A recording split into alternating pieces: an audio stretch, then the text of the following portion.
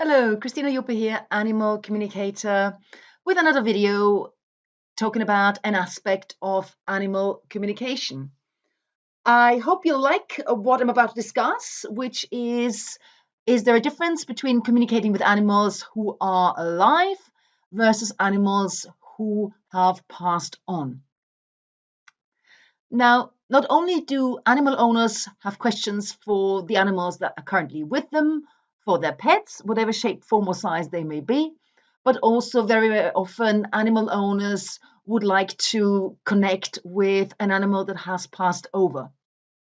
This may be to find out if the animal has a message for them, perhaps the guardian has a message for them which they never got to express, or they may want to find out the circumstances of a death, or they just may want some reassurance they have done the right thing by putting the animals to sleep, or just perhaps touch base with your animal in spirit and let him or her know how much you love her, how much you love him, how much they're still and always will be a part of your life. So the reasons for communicating with an animal in spirit are many. Mostly, really, it's to bring some sort of closure, because of course we all love our animal friends, and when they depart from us, especially suddenly or unexpected, then there's a great sense of loss and grief.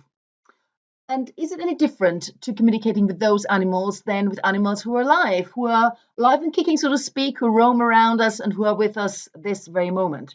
And the short answer is no. There is no difference in communicating with them.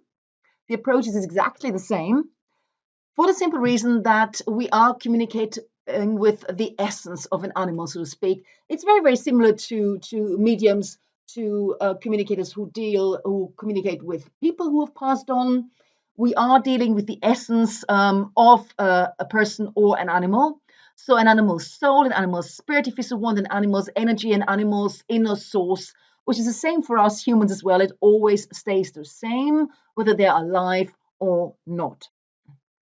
Surely the energy may be a little bit different, especially, for example, in a pet that is alive, is very close to its owners, has perhaps acquired some traits of its owners, and perhaps been influenced by them, vice versa, will have a different energy to an animal that has passed over many years ago, perhaps, and I'm being asked to communicate with. Similarly, an animal that has just transitioned will have a different energy yet again. And I would always recommend to give an animal a bit of time for its transition, perhaps a couple of weeks or so before you request any communication with them. But the answer to the question, is communicating with an animal that's alive different to an animal that's passed?